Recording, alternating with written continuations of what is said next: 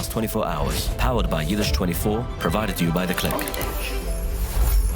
Good morning, I get in Tu B'Shvat. Today is Monday. It's Tu B'Shvat, Tuvshin Pai Vuv on Edge, and it's February 2nd, 2026. My name is Gershy Schwarcz. I'm your host on Edge. Like I said, happy Tu B'Shvat to my friends. It's the new year for trees. Trees have deep roots, right? They have complex systems. You know what else doesn't have a system? That app of yours that you sketched yesterday on a napkin, the idea right after eating your shachiyoni fruit. Stop building digital tumbleweeds, you need Protobyte. They don't just write code, they build systems, web apps, and the whole architecture, strong roots, so your business can actually grow. So get your phone out, seriously, don't just say things, okay? Seriously, call 347-354-1237. Or if you're feeling a little bit fancy and international, you can WhatsApp them on +44-203-535-6600. Don't press the dashes, just, yeah. Okay, 020-3535-6600. That's proto-byte.com. So go grow something real. Okay, the supreme leader of Iran is threatening to set the entire Middle East on fire. Ayatollah Ali Khamenei issued a severe warning yesterday. He told the United States that if they attack, the fighting will not stay limited to Iran. He said, quotes on his post, if they start a war this time, it will be a regional war. Local media also threatened Trump by posting a picture of his near assassination in Butler, Pennsylvania, with the caption, this time, our shots won't miss you. This is the first direct response since President Trump sent the USS Abraham Lincoln to the Persian Gulf. The president has threatened to strike the regime for killing thousands of protesters last month. I think it's up to 40,000. Not a joke. Khamenei called the protests a failed coup and said they have been crushed, and so he's right, sadly. He insisted that the Iranian people are not afraid of American ships. President Trump dared the Iranian supreme leader to prove his threats. President Trump responded from Mar-a-Lago this morning. He dismissed the threat on X from Ali Khamenei, saying, of course he's going to say that. But then he added a severe warning. He said, hopefully we make a deal. If we don't make a deal, then we will find out whether or not he was right. The high-stakes exchange happened while Iranian Foreign Minister Abbas Araghchi appeared on CNN yesterday. He told the world that Iran does not want war. He claimed that certain parties are trying to trick President Trump into a conflict. Araghchi said Iran lost trust in the United States, but admitted that friendly countries are currently passing messages between them, and said a deal is still possible if Trump focuses only on stopping nuclear weapons. But for now, the American ships are still moving closer. Mysterious explosions happened yesterday in Iran and also over Shabbos. Blasts killed at least 6 people and injured 15 others across the country. The regime in Tehran claims it was just a gas leak, or several gas leaks, but no one believes them. I mean, they don't have water, they don't have gas, so how? I mean, remember those gas leaks back in the days, yeah? Not long ago, right after June, the 12-day war. Israeli officials also quickly told reporters, for those thinking it was the Mossad, it wasn't us, they said. But behind the scenes, everyone is getting ready for the real thing. IDF Chief of Staff Eyal Zamir was in Washington last week for secret meetings at the Pentagon. At the same time, the Saudi Defense Minister, Prince Khalid bin Salman, gave a private warning to the White House. We mentioned it last week on Friday. He told the Trump administration that if they threaten Iran and then back down, the regime will only get stronger. President Trump says he has really big, powerful ships moving into the position right now. But he also said he is willing to negotiate. Reports say Turkey, Egypt, and Qatar are trying to set up a meeting this week in Ankara between American and Iranian officials. The president said, I hope to negotiate something, but I don't know if they will. For now, the ships keep moving closer. The communist regime, aka China, lost control of the Panama Canal yesterday. And that's big news. We reported on Edge back in April about this idea that Trump said that the Panama Canal actually belongs to America, being that America lost many, many lives getting it. It's a big win for President Donald J. Trump. The Supreme Court of Panama removed the Chinese company that runs the ports. For decades, the United States has warned that this was a trap. Back in 1997, a Hong Kong company called Hutchison Whampoa, not in Montreal, for those who know, Hutchison Whampoa bought the rights to run the ports on both ends of the canal. That means a Chinese firm controlled the buildings at the entrance and at the exit of the most important waterway in the Western Hemisphere. President Trump called this a direct threat to the American safety. He said, "We built this canal, we lost lives to this canal, we gave it to Panama, and now China is operating it." Yesterday, the judges in Panama finally agreed with him. They ruled that the contract with the Chinese firm is illegal and cancelled it immediately. The government gave the contract to a Danish shipping company, Maersk, it's called, the Danish shipping company. It's interesting enough, ironically, because Trump wants Greenland, Danish. Okay, they gave it to that company to take over the operations. This comes just days after Secretary of State Marco Rubio visited Panama to demand they stop working with Beijing. The Chinese regime is furious, obviously, and promised to take, quotes, measures to punish Panama. In another big win in financial news, a big win for President Donald J. Trump, India is turning away from Russian oil. New Delhi announced they will start buying petrol from Venezuela instead. This comes just 1 month after the president threatened to hit India with 50% tariff for doing business with Russia. India is the third largest oil buyer in the world. They are now moving their business to Latin America to avoid the American punishment. The threat of tariffs worked. President Trump has also said that he is working on a deal with Cuba. Trump says the Cuban government is ready to surrender. He announced that he is negotiating with the highest people in Havana to make a deal. He told reporters at Mar-a-Lago, "Cuba is a failing nation. I think we're going to make a deal. This is happening because the island has completely run out of oil." Last month, the American military removed Venezuelan President Nicolas Maduro from power, who is right now in Brooklyn with us. Venezuela was the only country sending free oil to Cuba. On Thursday, President Donald J. Trump made the situation far worse for the regime. He signed an order threatening to put tariffs on any country that sells oil to Cuba.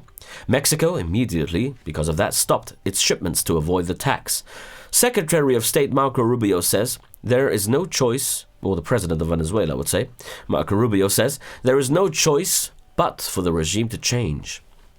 Now, big news, Rabbi Isai. Germany is thinking about breaking its biggest promise since World War II. For 80 years now, Germany has promised never to build a nuclear weapons. But now, the war in Europe and tensions with the United States, that might change. Chancellor Friedrich Merz says this week that he is talking to France and Britain about a shared nuclear umbrella. This means German planes could carry French or British nuclear bombs. But some politicians in Berlin want to go even further. They say Germany cannot rely on anyone else and must build its own nuclear bomb. This is shocking because Germany signed a treaty in 1990 promising to stay non-nuclear forever. Chancellor Merz says the talks are still early. He says he still wants American protection, but he says Europe must be ready to defend itself alone if it has to. If Germany builds a bomb, the whole map of Europe changes forever. Let's talk about Israel. The IDF attacked inside Lebanon again. Israeli jets hit Hezbollah engineering vehicles in a town called Mezrat Aboudia.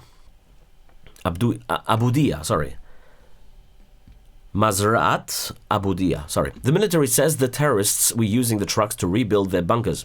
Israel says their work violates the ceasefire agreement signed back in November. The IDF promised to continue these strikes to stop Hezbollah from restoring its power. 2 more strikes happened this morning. Very specific, targeted strikes at terrorists. Lebanon claims these attacks are illegal, but Israel says they are necessary to stop the threats. Israel also opened up the Rafah crossing yesterday between Gaza and Egypt. This is part of the ceasefire agreement. This is specifically to help sick and wounded Palestinians who need urgent medical attention in other countries. Kogat, the Israeli agency who's in charge right now of the Rafah crossing, says the crossing will open in both directions, but vehicles are not permitted. It is only for people on foot. The IDF is coordinating the operation with Egypt and the European Union to ensure security. This is the first time in months that people can legally walk across the border. Steve Witkoff is in Israel today to discuss the next stage of the ceasefire agreement. Oh, he's been in Israel a few times this month. The IDF also found a tunnel filled with weapons underneath Gaza. Listen to this. Combat engineers destroyed a Hamas tunnel in Khan Yunis earlier today. The military released video of the operation this morning. Soldiers from the elite Yahalom unit found these rooms inside the tunnel where terrorists lived. They also found a large stockpile of weapons. The list includes 45 grenades, 10 rifles, RPG launchers, and explosives. The IDF says this tunnel was located on the Israeli side of the new ceasefire line. They destroyed the tunnel immediately after removing the weapons. There is major protests going on right now in Syria against al-Jilani's men, obviously. The Republican majority in Congress just got smaller. A Democrat named Kristen Menefee won the special elections in Texas yesterday. Not such good news for the Republicans. He won the seat for the 18th district, which leaves the House of Representatives with 218 Republicans and 214 Democrats. This means Speaker Mike Johnson can only lose one single vote from his own party to pass a vote, to pass a law. This creates a massive problem for the budget vote coming up this week. House Minority Leader Hakeem Jeffries reportedly told the Speaker that Democrats will not help him pass this funding bill. Jeffries said the Republicans must pass it on their own. With such a small majority, if 2 Republicans vote no, the government can possibly, shut down. In financial news, the financial markets are crashing because of one man, Kevin Warsh. On Friday, we announced investors are panicking because they're panic selling their gold and silver and crypto because this massive sell-off trade started after President Trump nominated Kevin Warsh to be the next chairman of the FR, the Federal Reserve. Wall Street is afraid because Warsh is an inflation hawk. That means he is less likely to print money or lower interest rates, which strengthens the American dollar. A strong dollar crushes the value of metals. Gold fell 6% today. Silver crashed even harder, dropping 12%. It's a big drop. Bitcoin dropped below $77,000 this morning. Who remembers it was $139,000? Unbelievable. Okay, let's move on to other news. A little sad news. Last week we lost a very dear friend's son. Penny Glick lost his son to an accident in Skve. It was on Wednesday, I think, or Thursday. Another tragedy. The Jewish world is mourning the sudden passing of the Lelever Rebbe of Yerushalayim. The Rabbi Sucha Dov Biderman, Zeichet Tzaddik V'Kudosh V'Rucha, he was only 84 years old. The tragedy happened this morning in Yerushalayim. The Rebbe collapsed while being at the mikveh. Rescue teams tried to resuscitate him, but they were forced to pronounce his passing a short time later. He was the son of the legendary Rebbe Rabbi Moshe Mordcha of Lelev, Zeichet Tzaddik V'Kudosh V'Rucha.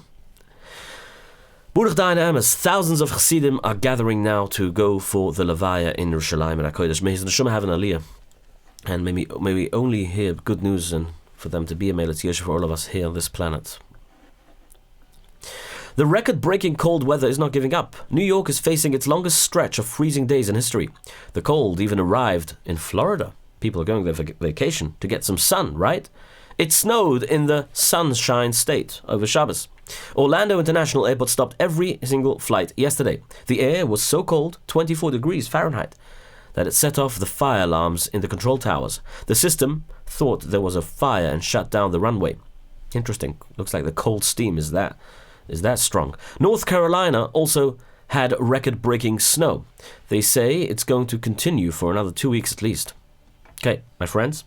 Let's thank Shawarma Delight. If you're feeling a little cold and you're all cozied up in your house, you can go onto sdny.store and order yourself in a nice, warm, delicious shawarma from Shawarma Delight. It's so delicious. Mention on Edge to get a free drink. Don't forget to mention on Edge. Okay, people have told me they've ordered it and never got their free drinks. You didn't mention on Edge. 26 Spring Valley Marketplace. And if you did mention a little stronger, okay? 26 Spring Valley Marketplace for a delicious shawarma. Say on Edge, like I said, free drink, local delivery. Okay, next to bingo, you know where it is. Okay.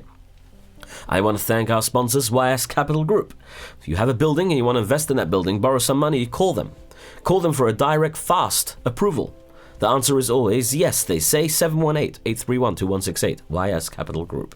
And the most reliable taxi service in Rockland and in KJ. Rockland County, Arrive Express, 845-622-1111 and 845-254-1111 for their new and open, well, they launched their new fleet in KJ. Okay, that's Arrive Express, my friends. We'll see you again. Have a wonderful Tu B'Shvat. Poilus alles gits and Besiris Tovus. We'll see you again. All the best.